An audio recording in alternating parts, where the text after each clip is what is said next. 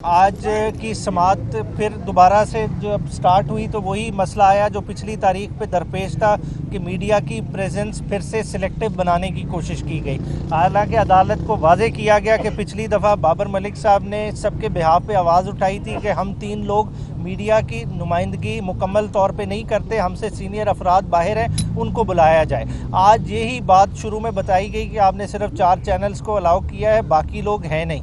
फिर in writing एक दरख्वास्त जो साकिब भाई ने ड्राफ्ट की जिसमें बाबर मलिक साहब बाकी सारों का जिक्र करके वॉइस ऑफ अमेरिका, BBC इनका जिक्र किया कि ये इंटरनेशनल कॉरेस्पॉन्डेंट ये भी कवरेज करने आए, इनकी हाज़िरी लाजमी है ताकि प्रॉपर कवरेज मिल सके, तभी आप इसको कह सकेंगे कि ये एक ओपन ट्रायल है। अदरवाइज़ आप किसी भी ज़ुमरे में से ओपन ट्रायल नहीं कह सकेंगे।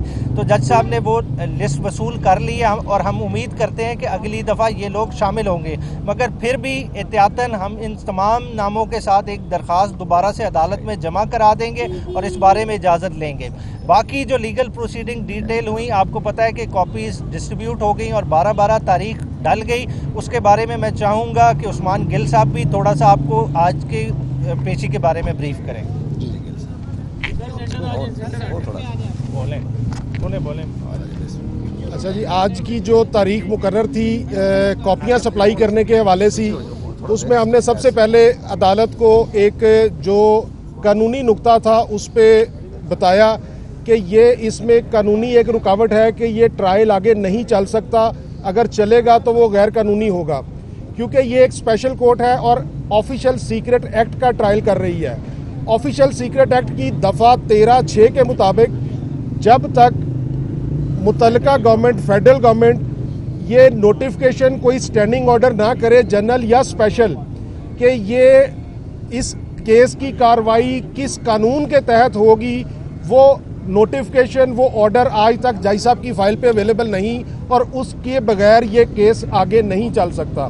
लेकिन हमारे एतराज़ के बावजूद, जो कि एक आज की प्रोसीडिंग मैं समझता हूँ कि कानूनी नहीं है, गैर कानूनी है, और हम अपनी लीगल टीम से कंसल्टेंसी करने के बाद पॉसिबली उसको चैलेंज भी करेंगे, क्योंकि वो कॉपी सप्लाई नहीं हो सकती जब तक फेडरल गवर्नमेंट का वो स्टैंडिंग स्पेशल या जनरल ऑर्डर रिकॉर्ड पे अवेलेबल ना हो।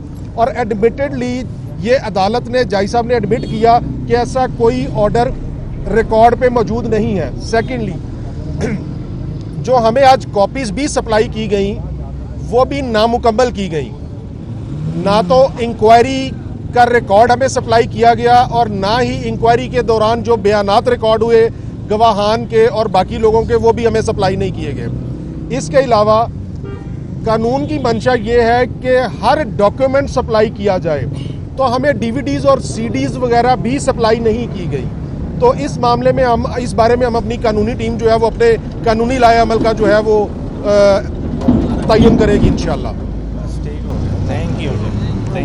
साहब, इमरान खान की क्या बॉडी लैंग्वेज थी, क्या बात हुई आपकी, क्या अगला लाहेअमल है इलेक्शन के हवाले से? आज तो देखें जी, कुछ ना कुछ मीडिया की नुमाइंदगी भी थी।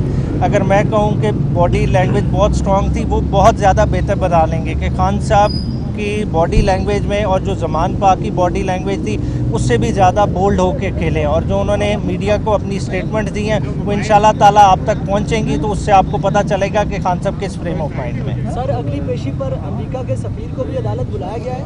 देखिए, अभी तक किसी को नहीं बुलाया गया, मगर देखें जब आप हमारा जब डिफेंस आएगा सामने, जो उसमें गवाह तलब होने वाले होंगे वो फिर अदालत को बुलाने तो पड़ेंगे, तो बात अमरीकी सफीर तक भी जा सकती है। खान साहब ने जनरल का नाम भी लिया था, एक जनरल का नाम भी लिया। हाँ जी, तो जनरल बाजवा तो वो क्लियरली पहले दिन से नाम लेते हैं, वो उसमें घबराने की बात नहीं है। बात है कि नाम, आप जब लंदन एग्रीमेंट की बात कर रहे हैं, लंदन एग्रीमेंट किधर से एमिनेट कर रहा है? वो आपकी मुल्की एस्टैब्लिशमेंट और आपकी एक बड़ी पॉलिटिकल पार्टी जो गेम से बाहर थी उसके दरमियान का एग्रीमेंट है कि किस तरह से नवाज शरीफ को दोबारा पावर में इंस्टॉल करना है और किस तरह इलेक्टेड गवर्नमेंट को घर चलता करना है। तो वो सारी चीज़ें इस साइफर केस के इर्द गिर्द घूम रही हैं और वो सामने आएंगी। खान साहब वज़ीर आज़म थे, लेकिन उनको प्लान का अगर पता था। जी, आप तैयारी के हवाले से भी बता दें, बाकी पार्टी जी कर रही है। हाँ जी, इलेक्शन की देखें, आपको पता है कि हमारी इलेक्शन स्पेस ही उन्होंने ख़त्म कर दी है। खान साहब कहते हैं कि आप लेवल प्लेइंग फील्ड की बात करते हैं, वो तो हमें फील्ड ही देने को तैयार नहीं है। तो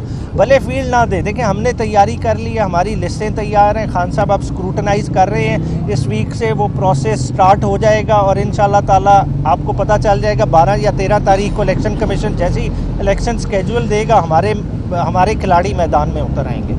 इंशाल्लाह। ये जो केस चल रहा है ये कौन से कानून के तहत चला है, 1923 या 2023? अच्छा, ये बड़ा पिछली दफ़ा शाह साहब ने अपने जब कोर्ट को एड्रेस किया था, उन्होंने कहा था ये मुझे क्लैरिटी से बताएं कि मुझे 1923 के कानून के तहत प्रोसीड करें या अमेंडेड कानून के तहत। अगर अमेंडेड कानून के तहत प्रोसीड कर रहे हैं तो सदर पाकिस्तान को बुलाएं, वो अपना मौक़िफ़ इस पे वाज़े करें। तो इस पे अदालत ने कैटेगोरिकली कहा कि अमेंडेड कानून का आप पे इतलाक़ नहीं है, आपका ट्रायल 1923 के कानून के तहत ही हो रहा है, अमेंडेड का हम पे कोई किसी तरह के कोई कदर नहीं है।